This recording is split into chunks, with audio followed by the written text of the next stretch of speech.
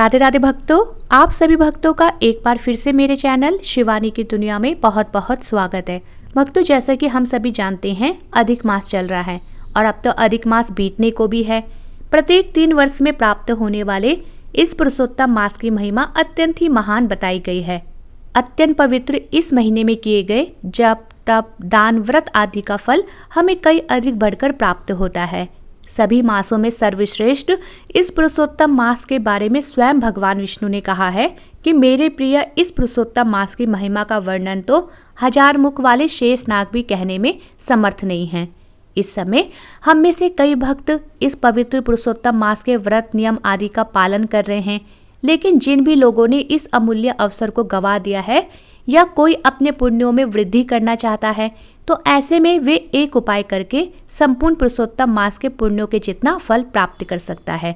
जो भी भक्त इस पूरे पुरुषोत्तम मास में व्रत आदि नहीं कर पाए हैं और अब वह व्रत करना चाहते हैं और अपने द्वारा किए गए पुण्यों को बढ़ाना चाहते हैं, तो उन्हें परमा एकादशी से प्रारंभ होने वाले पंचरात्रि व्रत को जरूर ही करना चाहिए। इस व्रत के बारे में स्वयं श्री नारायण ने नारद जी को बताया था और नारद जी ने आगे इस पृथ्वी पर इस व्रत का प्रचार किया और स्वयं भगवान श्री कृष्ण ने भी युधिष्ठिर महाराज को इस व्रत के बारे में बताया था। भक्तों, अधिक मास यानी पुरुषोत्तम मास के अंतिम 5 दिनों में इस व्रत को धारण किया जाता है, जिसका पालन अधिक मास के कृष्ण पक्ष में आने वाली परमा एकादशी से लेकर अधिक मास की अमावस्या तक किया जाता है। इस बार साल 2023 में अधिक मास के पंचरात्रि व्रत का प्रारंभ 12 अगस्त दिन शनिवार को होगा और जिसका समापन 16 अगस्त दिन बुधवार को होगा। इस व्रत का वर्णन हमको पुरुषोत्तम मास महात्म्य के अध्याय 37वें में प्राप्त होता है, जिसमें बताया गया है कि इस पंचरात्रि व्रत को सर्वप्रथम सुमेधा नाम के ब्राह्मण ने किया था और इस व्रत के प्रभाव से उसने अति उत्तम फल की प्राप्ति की थी। सुमेधा ब्राह्मण के बाद धन के देवता कुबेर जी ने इस व्रत को किया था। तत्पश्चात सत्यवादी राजा हरिश्चंद्र जी ने इस व्रत को किया था। चलिए अब जानते हैं इस व्रत की विधि के बारे में।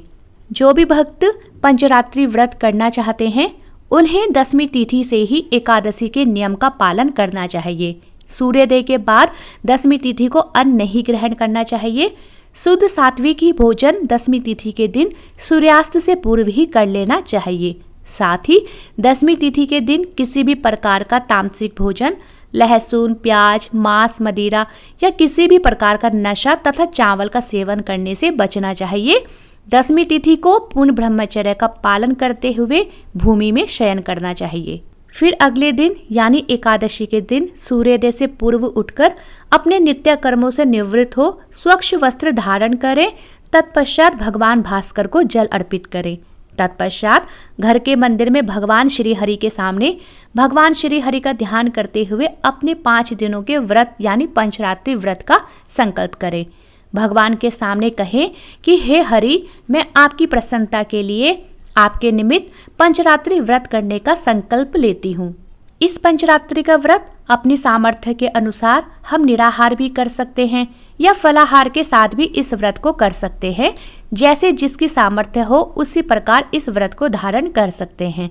वैसे शास्त्रों के अनुसार पंचरात्रि व्रत में 5 दिनों तक केवल चंडामृत लेकर ही व्रत करना चाहिए, परंतु जैसा कि आज के समय में इस तरीके से व्रत करना संभव नहीं है, तो ऐसे में हम अपनी सामर्थ्य के अनुसार फलाहार या निराहार रहकर व्रत कर सकते हैं।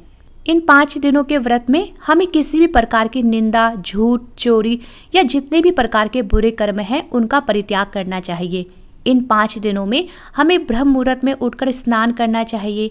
जिस प्रकार हम अधिक मास में स्नान का नियम लेते हैं उसी प्रकार इन 5 दिनों में भी हमें नियम का पालन करना चाहिए।